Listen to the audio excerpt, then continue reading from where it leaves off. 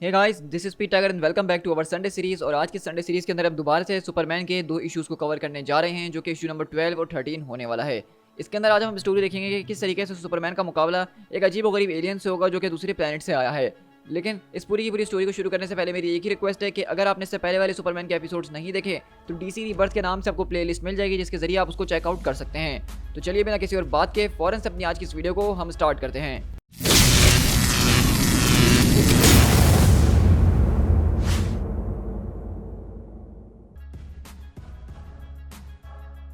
कहानी की शुरुआत हमारी हैमिल्टन कंट्री से होती है, जहाँ पे हम देखते हैं कि लुइस लेन बेसिकली यहाँ पे एक न्यूज़पेपर कंपनी के अंदर आके आज इंटरव्यू वगैरह दे रही है, जहाँ पे उसको यहाँ पे कोई और नहीं बल्कि वेलकम कैंडिस करती है, जो कि उसकी एक पुरानी दोस्त भी रह चुकी है और इस वक्त सारा का सारा न्यूज़ रिपोर्टिंग का जो काम यहाँ पे वो सुपरवाइज कर रही है। और इसी तरह कैंडिस वहाँ पे लुइस लेन को लेकर आती है और बताती है कि किस तरीके से वो उसकी काम की बहुत ही बड़ी फ़ैन है और उसको कॉफ़ी वगैरह के लिए पूछती है। लेकिन लुइस बोलती है कि नहीं, मैं ऑलरेडी अपनी कॉफ़ी लेकर आ चुकी हूँ। तो वहीं से वो कहती है कि मैं चलो अपने सीधा फिर पॉइंट के ऊपर आती है। लुइस, मैंने तुम्हारे सैंपल आर्टिकल्स पढ़े और ये तो सच कहूँगी कि मैं उससे काफ़ी ज़्यादा इंप्रेस हुई हूँ। मुझे लगता है कि तुम हैमिल्टन हॉर्न के अंदर एक ज़बरदस्त किस्म की फिट हो सकती हो और हमारे बीच रह के तुम बहुत कुछ अच्छा कर सकती हो। यहाँ पे एक शेल कंपनी के नाम से एक कंपनी है जिसके बारे में मैं चाहती हूँ कि तुम उसके बारे में छानबीन करना शुरू करो, क्योंकि मुझे पूरा यहाँ पे लग रहा है कि उसके पीछे कोई बड़ी स्टोरी हो सकती है। और इतने सालों में जब तक मैंने इस पूरे के पूरे लोकल पेपर्स को चलाया तो मैंने सिर्फ एक ही चीज़ सीखी है कि लोकल पेपर के पीछे जो छोटी स्टोरीज होती हैं कभी कभार वही एक बहुत बड़ी स्टोरी के अंदर बदल जाती हैं। लेकिन अगले पल हम देखते हैं कि यहाँ पे जब वो बात कर रही थी अचानक वहाँ की पूरी दीवार टूटती है और वहाँ पे खतरनाक किस्म का मॉन्स्टर जैसा आदमी आता है, अपनी तलवार लेकर कहता है, आउटकास्ट, मैंने आखिरकार तुम्हें तलाश कर ही लिया। तुमने मुझे बहुत देर तक चकमा देने की कोशिश करी, लेकिन अब मैंने तुम्हें आखिरकार तलाश कर ही लिया है। लेकिन वहीं से कैंडिस चिल्लाती कि मुझसे दूर हटो, आखिरकार तुम कौन हो। लेकिन हम देखते हैं कि वो कैंडिस की वहाँ पे गर्दन पकड़ के उसके मुंह पे अपनी गन तान देता है और कहता है कि बस अब जो होना था वो हो चुका है, अब इसका अंत मैं यहीं पे करूंगा। शेड के पास एक ऐसी स्पेशल जगह है तुम जैसे बीस्ट को कैद करने के लिए, और मैं तुम्हें वहीं पे ले जाने वाला हूँ। लेकिन वहीं पे कैंडिस बोलती कि आखिरकार तुम ये क्या बातें कर रहे हो, मैं सांस नहीं ले पा रही हूँ। लेकिन इसी तरह हम देखते हैं कि वहाँ पे वो मॉन्स्टर उसके ऊपर जो फायर कर देता है, लेकिन तभी बेसिकली लुइस लेन बीच में आके उसके पूरे के पूरे हाथ को हिला देती है और उससे मिस फायर हो जाता है। और लुइस बोलती है कि मैं कह रही हूँ कि तुम उससे दूर हो जाओ, अपने हाथ उससे दूर रखो। लेकिन वहीं से वो बोलता है कि तुम मेरा कुछ नहीं बिगाड़ सकती हो, बल्कि तुम भी मेरे रास्ते में आने वाली सिर्फ एक औरत हो जिसको मैं उसी की तरह उखाड़ के रख दूंगा। लेकिन अगले बार हम देखते हैं कि वो मॉन्स्टर लुइस लेन को पकड़ के चेक करता है और कहता है कि नहीं, तुम इसके साथ नहीं लगती हो, बल्कि तुम तो सिर्फ एक इनोसेंट ह्यूमन हो जो कि मेरे रास्ते में आने की कोशिश कर रही है। और अगले बार हम देखते हैं कि वो लुइस को वहीं पे पीछे फेंकता है और दोबारा से कैंडिस के पास जाता है। और कैंडिस बोलती है कि क्या आखिरकार मैंने ऐसा क्या किया जो तुम मेरे पीछे हो? मैंने तो ऐसा कुछ भी नहीं किया, मैं सच में बहुत ही ज्यादा कंफ्यूज्ड हूँ। लगता है कि तुम्हें कोई गलत फहमी हुई है, तुम लगता है किसी और के पीछे थे। मैं तो एक स्मॉल पेपर को चलाती हूँ, वो भी इस टाउन के अंदर रहते हुए। तो वहीं से वो कहता है कि तुमने एक अच्छा खासा ड्रामा करने की कोशिश करी है, लेकिन अब उस ड्रामे का अंत आ चुका है। लेकिन इसी तरह हम देखते हैं कि वहीं पे अगले पल लुइस लेन अपने बैग को खोलती है और उसके अंदर से एक तरह का जबरदस्त किस्म का ग्लव्स निकाल के पहनती है।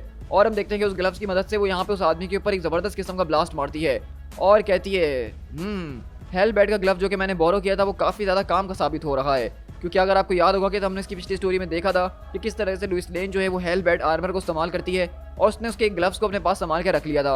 और इस तरह लुइस बोलती कि चलो मेरी बात जरा गौर से सुनो, इससे पहले कि वो चीज़ दोबारा से उठे हमें यहाँ से फौरन बाहर निकलना होगा। और अगले बार हम देखते हैं कि जब वो यहाँ बाहर आते हैं तो उनको उसी की गाड़ी नजर आती है जो कि एक ज़बरदस्त किस्म की व्हीकल होती है जो हवा में उड़ रही होती है। और लुइस उसी की गाड़ी के अंदर बैठती है और कहती है कि मैं इसको फिगर आउट कर ही दूंगी कि इसको कैसे चलाना है।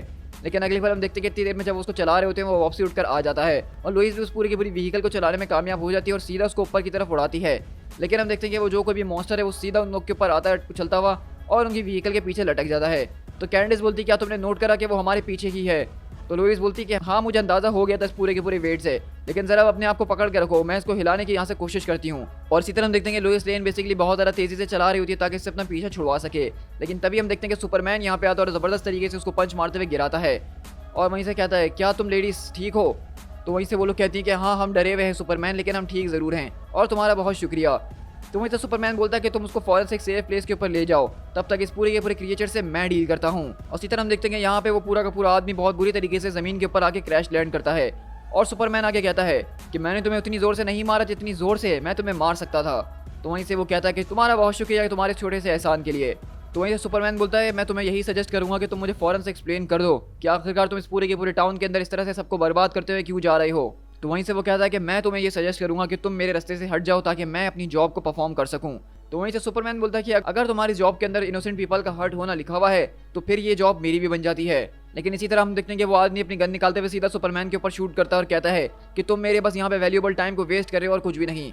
और इसी तरह सुपरमैन को उस पूरे के पूरे ब्लास्ट से एक ज़बरदस्त तरह का झटका लगता है लेकिन वहीं से वो अगले पल जब सुपरमैन उसे संभालता है तो वो देखता है कि वो आदमी भी काफ़ी ज़्यादा पावरफुल है और उसने पूरी की पूरी गाड़ी को उठा लिया होता है और कहता है कि जब तक तुम यहाँ पे मौजूद हो हर एक सेकंड मेरा वो यहाँ इसी तरह बर्बाद होता रहेगा।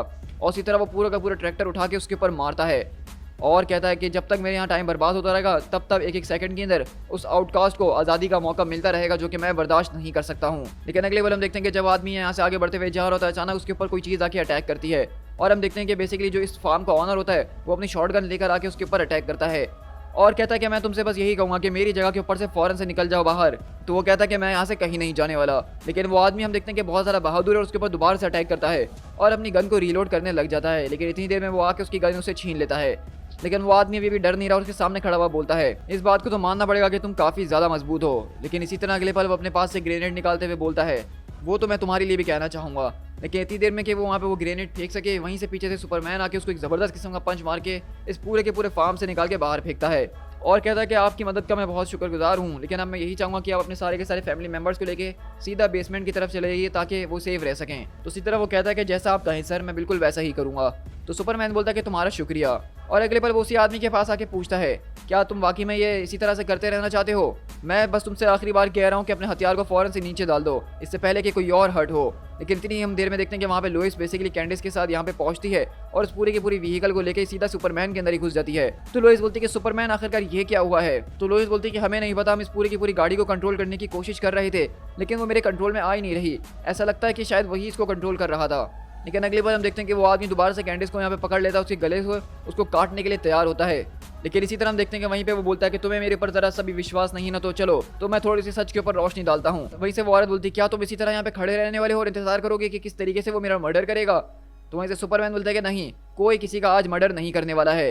लेकिन अगले बार हम देखते हैं कि सुपरमैन उस पूरी की पूरी औरत के चेहरे को चीर देता है और कहता है यह है वो सच जो कि तुम्हें बर्दाश्त नहीं हो पाता सुपरमैन। और अगले बार हम देखते हैं कि बेसिकली दरअसल वो लड़की होती ही नहीं बल्कि वो एक तरह की एलियन है जिसने एक पूरी की पूरी औरत का रूप लिया हुआ था। और वो बताता है कि इसका नाम क्रोग है जो कि कोल्ड ब्लडेड मर्डरर है और वो यहाँ पे तुम्हारे लिए आई हुई है।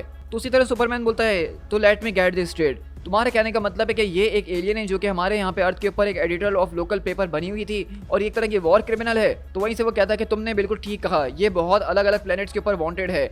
मैं चाहूँ तो यहाँ पे तुम्हें खड़े होकर मिनटों तक इसके सारे के सारे गुनाहों को गिनवा सकता हूँ कि इसने क्या क्या किया है। अगर तुम चाहते हो सुपरमैन ऐसा ही तो मैं ऐसा कर सकता हूँ। लेकिन ये जहाँ कहीं भी जाती है अपने पीछे सिर्फ डेड बॉडीज का ट्रेल छोड़ के जाती है। पूरी की पूरी गैलेक्सी के अंदर ये एक बहुत ही ज़्यादा वांटेड इंसान है। तो वहीं से वो कहती है कि नहीं, ये सब झूठ है, मैं सिर्फ अपने पूरे के पूरे पावर बेस को बचाने की कोशिश कर रही थी और कुछ भी नहीं। लेकिन वहीं से वो बोलता है कि बस अब बहुत हो चुका है क्रूग। तो वहीं से सुपरमैन बोलता है तो बताओ कि अब तुम्हारा इसके बाद क्या इरादा है।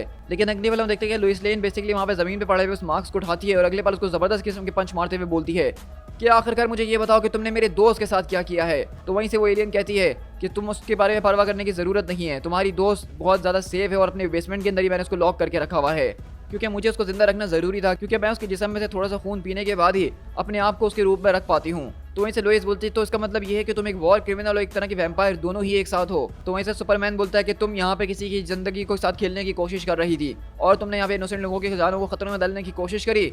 आई एम ग्लैड कि फाइनली तुम्हें जस्टिस तक पहुँचाया जा रहा है। आई विश कि मुझे इस बारे में पता होता कि ये एक शेड का ऑपरेशन है तो मैं इसके अंदर कभी दखल अंदाजी नहीं करता। तो इसी तरह वो मॉन्स्टर बोलता है कि देखो मैं यहाँ पे किसी की ख्वाहिश पूरी करने के लिए नहीं आया हूँ सुपरमैन, और मैं इस किलर के साथ बिल्कुल भी कोई चांस नहीं ले सकता था। मेरा सिर्फ एक ही काम था कि मुझे उसको ग्रैब और स्मैश करना है और कुछ भी नहीं। और इसी तरह हम देखते हैं कि वो अपनी एजेंसी से बात करते हुए बोलता है कि मुझे यहाँ पे एक ट्रांस सेल की जरूरत है, फौरन मेरे कोऑर्डिनेट्स के ऊपर भेज दो। तो सुपरमैन बोलता है कि तुम्हारा स्मैश इन ग्रैब वाला मिशन वो यहाँ पे लोगों की जिंदगी को ले सकता था। मेरे ख्याल से तुम्हारे ऑपरेटर्स को तुम्हें सिखाने की जरूरत है कि किस तरीके से इस तरह की जगहों के ऊपर ऑपरेट किया जाता है। तो वहीं से वो कहता है कि मैं भी मुझे शायद इन सारी की सारी बातों के बारे में सोचना चाहिए था और इतनी देर में क्रूग जो है यहाँ पे इस प्लेनेट के ऊपर एंडलेस लोगों का कत्ल कर चुकी होती। तो अगर तुम यही चाहते हो तो मैं इस पूरे के पूरे प्रोसीजर को फॉलो कर लेता हूँ। तो लोइस बोलती कि बस अब बहुत हो चुका है, तुम दोनों के चुप नहीं हो सकते हो, इस पूरी की पूरी क्रिएचर को मेरी नजरों से दूर ले जाओ। और मैं वहाँ पे वापसी जा रही हूँ ताकि मैं असली वाली कैंडिस को वहाँ से छुड़वा सकूँ।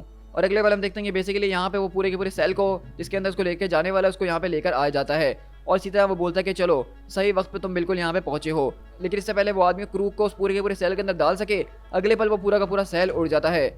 तो वहीं से वो कहता है मुझे तो लगा था कि तुम जाके छुप गई हो मेरी ब्राइड। और अगले पल हम देखते हैं कि यहाँ पे बेसिकली जो उसकी वाइफ होती है वो यहाँ पे पहुंच चुकी होती है और वो भी एक अलग तरह के मिशन के ऊपर मौजूद है और कहती है कि छुपने के अंदर काफ़ी ज़्यादा पैसा लगता है, क्रोग अब मेरी हो चुकी है क्योंकि इसको मैं काफ़ी महीनों से तलाश कर रखी हूँ और उसके सर के ऊपर एक अच्छी खासी बाउंटी रखी गई है जो कि मैं करेक्ट करना चाहती हूँ। तो वहीं से वो कहता है कि एक बाउंटी हंटर, तो मेरे ख्याल से अब तुम ये बन गई हो। तो वहीं से वो कहती है कि अब मैं तुम्हारी कोई दुल्हन नहीं रही हूँ, बल्कि मैं एक दूसरी ऑर्गेनाइजेशन के लिए काम कर रही हूँ जिसने मुझे एक मकसद दिया है। तो वहीं से वो कहता है कि जैसा कि तुम देख ही सकती हो कि इस वक्त क्रू के गले के पास मेरे हाथ जकड़े हुए हैं, तो उसका मतलब कि वो मेरे साथ है और मैं इसको अपने साथ शेड के पास ले जा रहा हूँ, चाहे मेरे पास ट्रांसपोर्ट हो या ना हो। लेकिन वहीं से हम देखते हैं कि अगले पल वो उसके ऊपर अटैक करते हुए बोलती है ये ऐसा तब तक नहीं हो सकता जब तक मैं ऐसा ना चाहूँ। और अगले पल हम देखते हैं कि वो बेसिकली उसके ऊपर गन से अटैक करते हुए उसके पूरे के पूरे हाथ को ही जला के राख कर देती है और कहती है कि लेट्स गो क्रूक, हम लोग यहाँ से निकल रहे हैं। तो वहीं से वो कहती है कि मैं तुम दोनों में से किसी के साथ भी जाने के मूड में बिल्कुल भी नहीं हूँ। तो वहीं से वो कहता है कि तुम तो पहले की तरह कोल्ड और रूथलेस हो। लेकिन वहीं से सुपरमैन बोलता है कि एक मिनट, इसके पूरे के पूरे हार्ट रेट बहुत ज़्यादा तेज़ हो रही है। और अगले पल हम देखते हैं कि बेसिकली जो क्रूग होता है वो अचानक एक ज़बरदस्त तरीके से एक्सप्लोड कर जाता है और अगले पल हम देखते हैं कि वो अपने पूरी की पूरी बॉडी के छोटे छोटे पीसेस करके यहाँ से भागना शुरू करता है। और हम देखते हैं कि वो सारे के सारे लोग उसको पकड़ने की कोशिश कर रहे होते हैं, उसको मारने की कोशिश कर रहे होते हैं, लेकिन क्योंकि उसने अपने बहुत छोटे छोटे टुकड़े कर लिए हैं तो वो सीधा ज़मीन के अंदर से यहाँ से गायब हो जाता है। तो सुपरमैन बोलता है कि हम यहाँ पे खड़े होकर सिर्फ अपना वक्त बर्बाद नहीं कर सकते हैं, ये क्रूग जो क्रिएचर है ये काफ़ी ज़्यादा खतरनाक लग रही है और अपने आप को रिकंस्ट्रक्ट करने की ज़रूर कोशिश करेगी और हमें उसको रोकना ही होगा। तो वहीं से वो कहता है कि आखिरकार जब भी तुम मेरे सामने आती हो तो मेरी किस्मत ख़राब क्यों हो जाती है। तो वहीं से वो कहती है कि ये काफ़ी फ़नी है क्योंकि मैं भी तुम्हारे बारे में कुछ यही सोच रही थी। और इस तरह अगले पल हम देखते हैं कि उन दोनों के बीच लड़ाई झगड़ा शुरू हो जाता है। और वहीं से वो कहता है कि जब से तुम मेरी ज़िंदगी के अंदर आई उसमें से अंधेरा हो चुका है और अगर तुम मुझे जान से मारना चाहती हो तो मुझे मार दो। तो वहीं से वो कहती है कि हाँ, मुझे इसके अंदर काफ़ी ज़्यादा खुशी होगी तुम्हें ऑब्लिवियन के अंदर भेजते हुए। लेकिन वहीं से सुपरमैन आते हुए दोनों को छुड़वाता और कहता है कि बस अब बहुत हो चुका है, मुझे इस बात से कोई फर्क नहीं पड़ता कि तुम में से कौन बाउंटी हंटर है और कौन शेड के लिए काम कर रहा है। इस वक्त जो बात इंपॉर्टेंट है वो ये है कि यहाँ पे हमारे सामने एक मर्डरर है जो कि भागा हुआ है और उसको हमें पकड़ने की ज़रूरत है। क्या तुम दोनों को मेरी बात समझ में आ गई है? तो वहीं से वो कहते हैं कि तो चलो ठीक है, सबसे पहला काम हमारा उसको तलाश करना होगा और उसके बाद उसके साथ क्या करना है वो हम बाद में ही डिसाइड करेंगे। तो सुपरमैन उन दोनों को पीछे फेंकता और कहता है कि फिर इसकी फ़ौरन से शुरुआत की जाए। और इसी तरह हम देखते हैं कि लुइस लेन यहाँ पे उसके पास आती है और कहती है कि तुम दोनों एक दूसरे से प्यार करते थे, तो क्या मैं पूछ सकती हूँ कि तुम दोनों के बीच ऐसा क्या हुआ? तो वो बताती है कि हमारा सन जो है वो एक मॉन्स्टर बन चुका था, हमने उसको ट्रैक डाउन करा जो कि यूरोप के अंदर मौजूद था जहाँ पे वो बहुत ज़्यादा लोगों को मार रहा था और डिस्ट्रक्शन को फैला रहा था।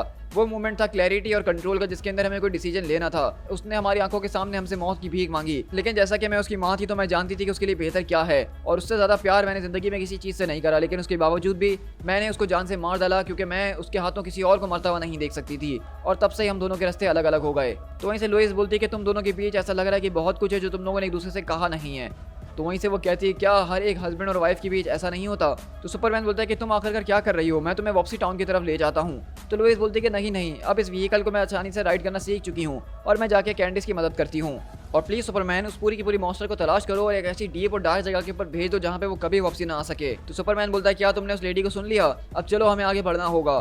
तो उसी तरह वो बोलता है कि देखो इस वक्त मेरी ट्रांसपोर्ट वो तुम्हारी वाइफ ले जा चुकी है, तो इस वक्त तुम्हारी गोद में उठाने के अलावा मेरे पास कोई और ट्रांसपोर्ट का तरीका नहीं है सुपरमैन। तो वहीं से उसकी ब्राइड कहती है कि तुम ये सारा का सारा ड्रामा करना कब बंद करोगे, तुम चाहो तो मेरे पीछे बैठ सकते हो। तो वहीं से हम देखते हैं कि वो इसी तरह दोनों पीछे बैठते हैं और सुपरमैन उनको आगे लीड करता हुआ बढ़ रहा होता है। तो वहीं से वो दोनों बोलते हैं कि मेरे ख्याल से हम लोगों को स्प्लिट हो जाना चाहिए ताकि हम एयर और ग्राउंड दोनों के ऊपर तलाश कर सकें। तो सुपरमैन बोलता है कि ज़रा एक मिनट, मुझे ऐसा क्यों लग रहा है कि हम यहाँ पे उसको गलत तरीके से तलाश करने की कोशिश कर रहे हैं। तो वो लोग कहते हैं क्या तुम एक्सप्लेन करोगे। वो सारे के सारे बॉडी पार्ट्स भागने की कोशिश नहीं कर रहे थे बल्कि वो सारे के सारे एक ही सेम डायरेक्शन के अंदर गए हैं जो कि ईस्ट की तरफ था। तो वो कहता है इसका मतलब ये है कि वो किसी स्पेसिफिक लोकेशन की तरफ जाने की कोशिश कर रहे हैं जहाँ पे उसका कुछ बहुत ही ज़्यादा इंपॉर्टेंट मौजूद है।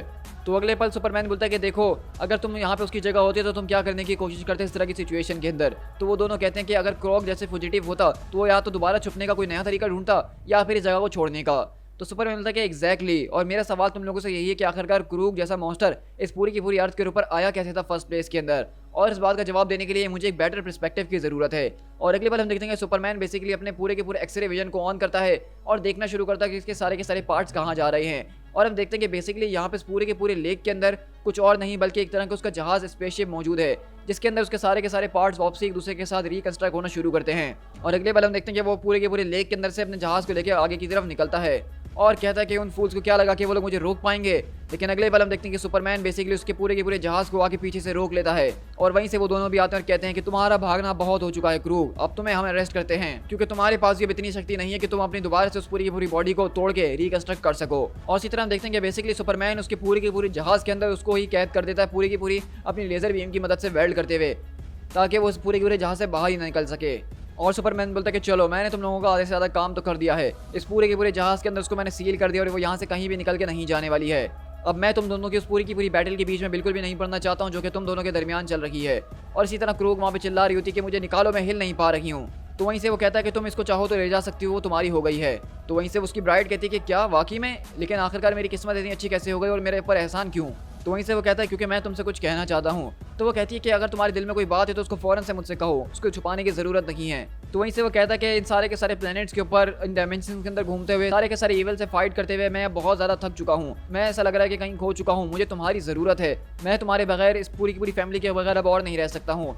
एक जो है वो 2 बन सकते हैं और 2 मिलकर 3 बन सकते हैं। तो क्या हम दोनों दोबारा से एक साथ मिल सकते हैं? और इसी तरह हम देखते हैं कि वो बेसिकली अपनी रिंग उसके सामने देता है ताकि वो दोबारा एक साथ हो जाएं। लेकिन वहीं से वो कहती है कि 3 चाहें तो 2 भी बन सकते हैं और 2 चाहे तो 1 भी बन सकते हैं, और कभी कभार एक जो है वो सिर्फ एक ही रहता है। और इसी तरह हम देखते हैं कि वो यहाँ पे इसके पूरे के पूरे प्रपोजल को छोड़ते हुए चले जाती है और क्रू को अपनी राइड के पीछे बांधते हुए यहाँ से निकल जाती है। तो सुपरमैन बोलता है कि मैं इस बारे में श्योर नहीं हूँ कि सबके बाद मैं क्या कहूँ। तो वहीं से वो कहता है कि तुम्हें कुछ कहने की ज़रूरत नहीं है सुपरमैन, सिर्फ मुझे गुड बाय कहो। और इसी तरह हम देखते हैं कि वो उस पूरी की पूरी रिंग को वहीं पे कुचलता है और अगले पल वो अपने रास्ते अलग चले जाता है। दी एंड। सो गाइज, यहाँ पे आज हमारा जो है सुपरमैन के ये 2 स्टोरी आर्क खत्म होते हैं जो कि 2 इश्यूज़ के अंदर मौजूद थे। और इसके अंदर हमने देखा कि किस तरीके से हमें यहाँ पे एक स्ट्रेंज एलियन की स्टोरी सुनाई गई और हमने सुपरमैन के एक अलग तरह के पर्सपेक्टिव को देखा, जहाँ पे वो उनको कंट्रोल करने के साथ साथ इस पूरी की पूरी औरत को रोक भी रहा था। तो इसके बाद हम अपने आगे जो है डीसी के अंदर अब किसी और सीरीज़ की तरफ जाएंगे। हो सकता है कि वो कोई बैटमैन सीरीज़ हो या फिर हो सकता है कि वो कोई जस्टिस लीग की सीरीज़ हो जिसको मैं स्टार्ट करूँगा। तो आप लोग मुझे कमेंट डाउन करके ज़रूर बताइएगा कि आपको ये डीसी के रिबर्थ के कॉमिक्स कैसे लग रहे हैं और आप चाहते हैं मैं इसको कंटिन्यू रखूँ तो मैं रखूँगा, वरना मैं सिर्फ डीसी के जो मेन इवेंट्स आ रहे हैं सिर्फ उनको ही कवर करूँगा। जिस तरह से हमने suicide squad versus justice league किया था, इसी तरह मैं सिर्फ इसके मेन इवेंट्स को कवर करके आपके साथ शेयर कर सकता हूँ। सो गाइस, जाने से पहले मेरे चैनल को सब्सक्राइब करना बिल्कुल भी मत भूलिएगा इस तरह की ऑसम वीडियोस को एंजॉय करने के लिए, और बेल आइकन जरूर दबाइएगा ताकि मैं जब भी इस तरह की वीडियोस अपलोड करूँ तो उसका नोटिफिकेशन आपको फौरन से मिल जाए। So guys, this is Speed Tiger, मिलते हैं अपने किसी और वीडियो के साथ। Till then, thank you so much.